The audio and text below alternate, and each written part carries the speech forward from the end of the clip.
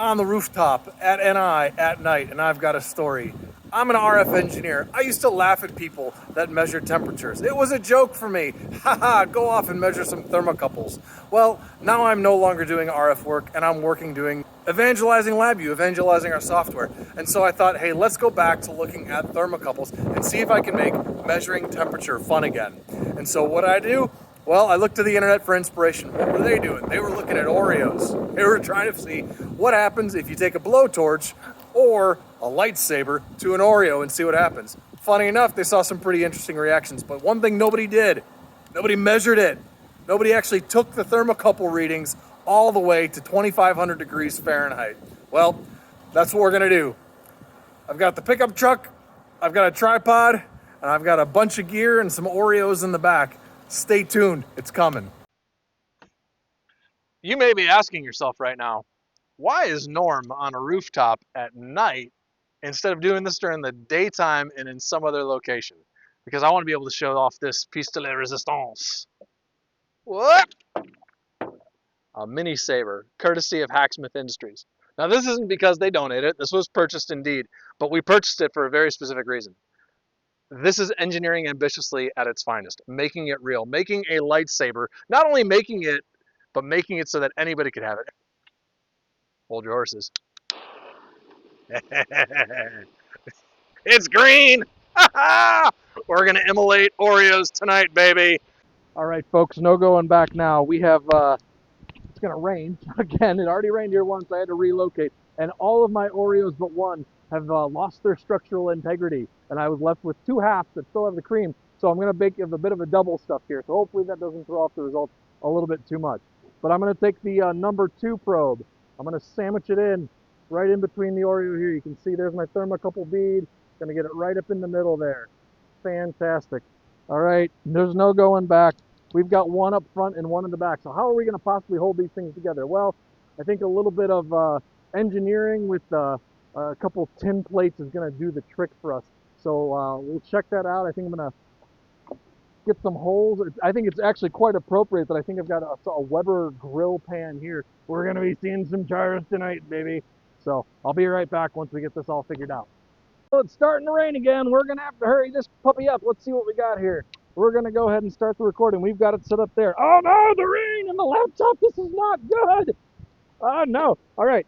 So we've got the Oreo. I've got a thermocouple up front. I've got a thermocouple behind it. I think I've got all the things. All right, as you can see on the screen, we've got a very specific channel. We've got, 15, 13. Let's go ahead and set this up. We're going to do a thermocouple measurement, temperature measurement. We're going to take it as a thermocouple. We're going to go, basically, there we go. And we're going to go to 1300 degrees. Yep, that's the one that we want right there, built in. But we're going to do, it is a K-type. Yep, I believe that's the one that we're looking for. Yep, there's J and K. K is the one that we're looking for. Let's go ahead and set that in there. We're going to go ahead and configure all the other ones. Let me see if I can copy. There you go. And paste that configuration. All right, we've got them going. They're both up. Let's go ahead and we're reading 1 hertz. Yes, degrees centigrade. We need to change that. We're going to want to see Fahrenheit here. We are in the great North America, where we got to be different. All right, yeah, there's 2,500. Let's go ahead. There we go. We are all configured to Fahrenheit. Let's go get our ambient temperature out here. We're going to go ahead and do a temperature measurement again. We're going to see that it is a thermocouple. It's going to be a different class. We're going to do Fahrenheit, and I think we have once again, a J-type hanging out here. That's one of those interesting things about thermocouples is that they use different metals to actually sense and create the voltage just by temperature. But what we've got here is the Oreo. It's ready to go. I'm going to have to move this camera so that we can see everything. But I can see that we've got it. I'm going to go ahead and basically set it up to we can make 100 temperature measurements per second, and that's going to be pretty good for this. Let's go ahead and set our screen up here. All right, we're going to go ahead and set up a long history graph. And we're going to take all those channels, and we're going to take a high-speed graph as well. And we're going to look at all those channels as well. Fantastic. All right, when I hit the run button on here, if all goes according to plan, it should create, actually let's just test it here real quick. I'm gonna hit run, it's gonna start the logging, and it's got the data going in the background, and I should basically be able to hit stop. And all right, I've got a log file at the ready. That's pretty good. Right, ladies and gentlemen, I think there's no turning back now. Let's hope I don't melt anything in the truck. We've got it, it's recording on the screen. I've got the log, it's coming through. We've got temperatures. We've got fire. All right, here it comes. We're bringing it.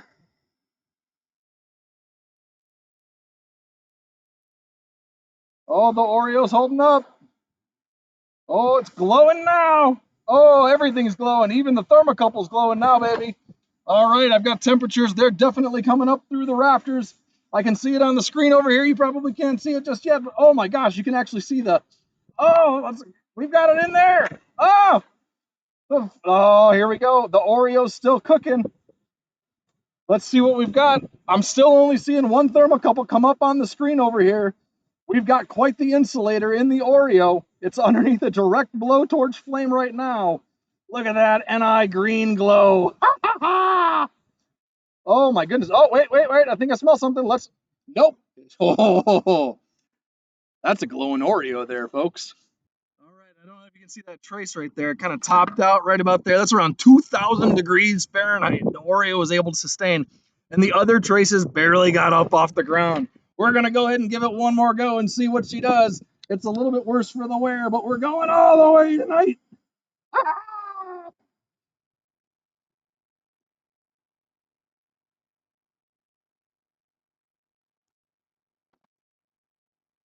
All right, we're going to give it a go one more time. We've got an internal temperature just underneath 200 degrees in the middle, and on the backside, it's less than 100. So we're actually still reading ambient on the backside, but let's see what we've got now that we're back to where we were before. We've got an Oreo. We're going to light it up. I think we're almost running out of juice, so let's go ahead and give it one last time.